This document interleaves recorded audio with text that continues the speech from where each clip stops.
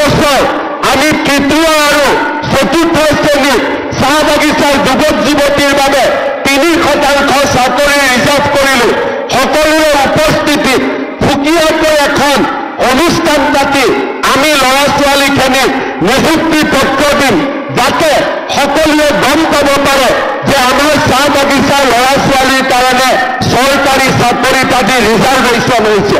কিন্তু তাতকৈ আগুৱাই গৈ আজি মই আপোনালোকৰ আগত ঘোষণা কৰিছোঁ যে এই বছৰৰ পৰা আমি চাহ বাগিচাৰ যুৱক যুৱতীৰ কাৰণে ACS APSকে ধৰি ফাৰ্ষ্ট আৰু ছেকেণ্ড কেটেগৰীৰ চাকৰিটো আমি 3% ৰিজাৰ্ভেশ্যন দিয়াৰ আমি কাম কৰিম। চৰকাৰী চাকৰিত যোগদান কৰিবলৈ পৰা নাই। আমি কেতিয়াও চিন্তা কৰা নাছিলোঁ যে আমাৰ ল'ৰা ছোৱালীক চাহ বাগিচাৰ ল'ৰা ছোৱালীক আমি কেনেকৈ চৰকাৰী চাকৰি দিব পাৰোঁ।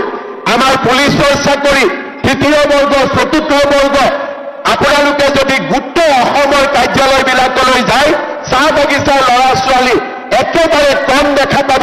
চাহ বাগিচাৰ ল'ৰা ছোৱালীৰ মাজত শিক্ষক নাছিলে, শিক্ষয়িত্ৰী নাছিলে, তৃতীয় বৰ্গৰ কৰ্মচাৰী নাছিলে, চতুৰ্থ বৰ্গৰ কৰ্মচাৰী নাছিলে।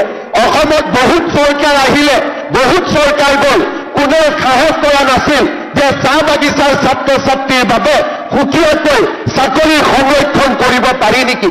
আমাৰ চৰকাৰে প্ৰচেষ্টা ল'লে আৰু আজি প্ৰথমবাৰৰ বাবে চৰকাৰী চাকৰিত আমি 3% ল'ৰা ছোৱালীৰ বাবে চাহ বাগিচাৰ ল'ৰা ছোৱালীৰ বাবে চাকৰি সংৰক্ষণ কৰিলোঁ। অহা নৱেম্বৰ মাহত চাহ বাগিচাৰ 1000তকৈও বেছি ল'ৰাই আমাৰ পৰা নিয়োগ পত্ৰ পাবলৈ সক্ষম হ'ব। যি কাম চাহ বাগিচাৰ 200 বছৰীয়া জীৱন যাত্ৰাৰ কালত নকওঁ, যোৱা 75 বছৰৰ জীৱন যাত্ৰাত কেতিয়াও সম্ভৱ হোৱা নাছিল। চাহ বাগিচাৰ লাইনৰ ৰাস্তা পকীকৰণ, চাহ বাগিচাৰ দুখীয়া জনগণৰ বাবে প্ৰধানমন্ত্ৰীৰ ঘৰৰ স্বীকৃতি দিয়া আৰু চাহ বাগিচাৰ যুৱক যুৱতীসকলৰ বাবে আমি বিভিন্ন ধৰণে আত্মনিৰ্ভৰশীলতাৰ বাবে আৰ্থিক অনুদান আগবঢ়োৱা, এনে ব্যৱস্থাবিলাক যোৱা 75 বছৰৰ সময়ছোৱাত আমি চিন্তা কৰিব পৰা নাছিলোঁ। এইবাৰ প্ৰথমবাৰৰ বাবে আমাৰ চৰকাৰৰ দিনত চাহ বাগিচাৰ লাইনবিলাক পকী হ'ল। প্ৰথমবাৰৰ বাবে চাহ বাগিচাত বিশুদ্ধ খোৱা পানী যোগানৰ প্ৰচেষ্টা চলিলে। প্ৰথমবাৰৰ বাবে আমি চাহ বাগিচাৰ যুৱক যুৱতীৰ বাবে বৰৰাজ পানিকা আত্মনিৰ্ভৰশীলতা আঁচনিৰ দৰে বিভিন্ন আঁচনি আমি আজি আৰম্ভ কৰিবলৈ সক্ষম হৈছোঁ। এতিয়া আমি চাব লাগিব যে ইয়াৰ পৰা আমি কলৈকে যাম, ইয়াৰ পৰা আমি আৰু কিমান নতুন দিনলৈ আমি যাত্ৰা আৰম্ভ কৰিম। মোৰ মনত এটাই সদায় মই চিন্তা কৰোঁ যে অসমৰ 40 লাখ চাহ বাগিচাৰ আমাৰ যি জনতা আছে, আমাৰ যি জনগণ আছে, তেওঁলোকক যদি আমি সমাজৰ বহল বুকুলৈ আগুৱাই লৈ যাব নোৱাৰোঁ, তেনেহ'লে সামগ্ৰিকভাৱে অসম কেতিয়াও আগবাঢ়ি যাব নোৱাৰে। আৰু তাৰ কাৰণে মই নিৰন্তৰভাৱে প্ৰচেষ্টা কৰিছোঁ, প্ৰচেষ্টা কৰি থাকিম। আৰু আজি আজচাৰ সমাৱেশত এই প্ৰচেষ্টাৰ অংশ হিচাপে দুটা মই ঘোষণা কৰিব খোজোঁ। এটা, এই বছৰ আমি তৃতীয় আৰু চতুৰ্থ শ্ৰেণীৰ চাহ বাগিচাৰ যুৱক যুৱতীৰ বাবে 3% চাকৰি ৰিজাৰ্ভ কৰিলোঁ।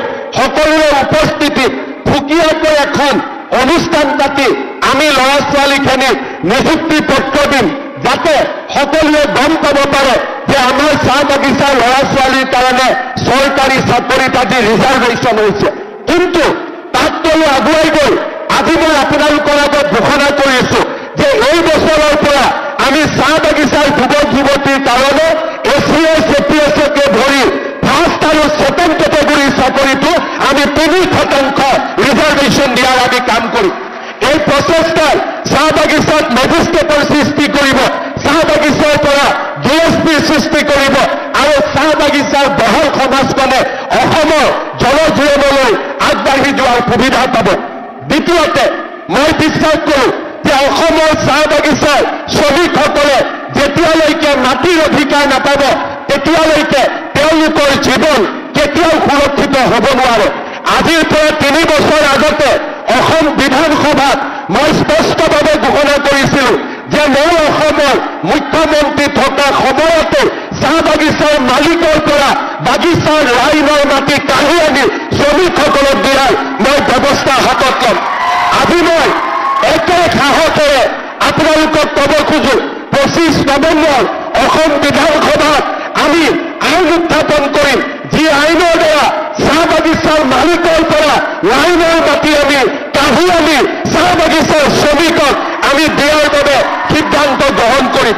আজি মই গৌৰৱ অনুভৱ কৰোঁ যে যিবিলাক কাম কোনেও কেতিয়াও কৰিব পাৰিম বুলি আশা কৰা আমি নাছিলো, আজি চাহ বাগিচাৰ ৰাইজৰ বাবে আমি এনে কিছুমান কাম কৰিব নেকৈ চৰকাৰী চাকৰি দিব পাৰোঁ। আমাৰ পুলিচৰ চাকৰি তৃতীয় বৰ্গ চতুৰ্থ বৰ্গ আপোনালোকে যদি গোটেই অসমৰ কাৰ্যালয়বিলাকলৈ যায় চাহ বাগিচাৰ ল'ৰা ছোৱালী একেবাৰে কম দেখা পাব। চাহ বাগিচাৰ ল'ৰা ছোৱালীৰ মাজত শিক্ষক নাছিলে, শিক্ষয়িত্ৰী নাছিলে, তৃতীয় বৰ্গৰ কৰ্মচাৰী নাছিলে, চতুৰ্থ বৰ্গৰ কৰ্মচাৰী নাছিলে। অসমত বহুত চৰকাৰ আহিলে, বহুত চৰকাৰ গ'ল, কোনেও সাহস কৰা নাছিল যে চাহ বাগিচাৰ ছাত্ৰ ছাত্ৰীৰ বাবে সুকীয়াকৈ চাকৰি সংৰক্ষণ কৰিব পাৰি নেকি। আমাৰ চৰকাৰে প্ৰচেষ্টা ল'লে আৰু আজি প্ৰথমবাৰৰ বাবে চৰকাৰী চাকৰিত আমি 3% ল'ৰা ছোৱালীৰ বাবে চাহ বাগিচাৰ ল'ৰা ছোৱালীৰ বাবে চাকৰি সংৰক্ষণ কৰিলো। অহা নৱেম্বৰ মাহত চাহ বাগিচাৰ 1000তকৈও বেছি ল'ৰাই আমাৰ পৰা নিয়োগ পত্ৰ পাবলৈ সক্ষম হ'ব। যি কাম চাহ বাগিচাৰ 200 বছৰীয়া জীৱন যাত্ৰাৰ কালত নকওঁ, যোৱা 75 বছৰৰ জীৱন যাত্ৰাত কেতিয়াও সম্ভৱ হোৱা নাছিল। চাহ বাগিচাৰ লাইনৰ ৰাস্তা পকীকৰণ, চাহ বাগিচাৰ দুখীয়া জনগণৰ বাবে প্ৰধানমন্ত্ৰীৰ ঘৰৰ স্বীকৃতি দিয়া আৰু চাহ বাগিচাৰ যুৱক যুৱতীসকলৰ বাবে আমি বিভিন্ন ধৰণে আত্মনিৰ্ভৰশীলতাৰ বাবে আৰ্থিক অনুদান আগবঢ়োৱা এনে ব্যৱস্থাবিলাক যোৱা 75 বছৰৰ সময়ছোৱাত আমি চিন্তা কৰিব পৰা নাছিলোঁ। এইবাৰ প্ৰথমবাৰৰ বাবে আমাৰ চৰকাৰৰ দিনত চাহ বাগিচাৰ লাইনবিলাক পকী হ'ল। প্ৰথমবাৰৰ বাবে চাহ বাগিচাত বিশুদ্ধ খোৱা পানী যোগানৰ প্ৰচেষ্টা চলিলে। প্ৰথমবাৰৰ বাবে আমি চাহ বাগিচাৰ যুৱক যুৱতীৰ বাবে বৰল ৰাজ বালিকা আত্মনিৰ্ভৰশীলতা আঁচনিৰ দৰে বিভিন্ন আঁচনি আমি আজি আৰম্ভ কৰিবলৈ সক্ষম হৈছোঁ। এতিয়া আমি চাব লাগিব যে ইয়াৰ পৰা আমি কলৈকে যাম, ইয়াৰ পৰা আমি আৰু কিমান নতুন দিনলৈ আমি যাত্ৰা আৰম্ভ কৰিম। মোৰ মনত এটাই সদায় মই চিন্তা কৰোঁ যে অসমৰ 40 লাখ চাহ বাগিচাৰ আমাৰ যি জনতা আছে, আমাৰ যি জনগণ আছে, তেওঁলোকক যদি আমি সমাজৰ বহল বুকুলৈ আগুৱাই লৈ যাব নোৱাৰোঁ তেনেহ'লে সামগ্ৰিকভাৱে অসম কেতিয়াও আগবাঢ়ি যাব নোৱাৰে। আৰু তাৰ কাৰণে মই নিৰন্তৰভাৱে প্ৰচেষ্টা কৰিছোঁ, প্ৰচেষ্টা কৰি থাকিম। আৰু আজি আকছাৰ সমাৱেশত এই প্ৰচেষ্টাৰ অংশ হিচাপে দুটা মই ঘোষণা কৰিব খোজোঁ। এটা, এই বছৰ আমি তৃতীয় আৰু চতুৰ্থ শ্ৰেণীত চাহ বাগিচাৰ যুৱক যুৱতীৰ বাবে 3% চাকৰি ৰিজাৰ্ভ কৰিলোঁ। সকলোৰে উপস্থিতিত সুকীয়াকৈ এখন অনুষ্ঠান পাতি আমি ল'ৰা ছোৱালীখিনিক নিযুক্তি পত্ৰ দিম, যাতে সকলোৱে গম পাব পাৰে যে আমাৰ চাহ বাগিচাৰ ল'ৰা ছোৱালীৰ কাৰণে চৰকাৰী চাকৰিত আজি ৰিজাৰ্ভেশ্যন হৈছে। কিন্তু তাতকৈও আগুৱাই গৈ আজি মই আপোনালোকৰ আগত ঘোষণা কৰিছোঁ যে এই বছৰৰ পৰা আমি চাহ বাগিচাৰ যুৱক যুৱতীৰ কাৰণে ACS APSকে ধৰি ফাৰ্ষ্ট আৰু ছেকেণ্ড কেটেগৰীৰ চাকৰিটো আমি 3% ৰিজাৰ্ভেশ্যন দিয়াৰ আমি কাম কৰিম। এই প্ৰচেষ্টাত চাহ বাগিচাত মধু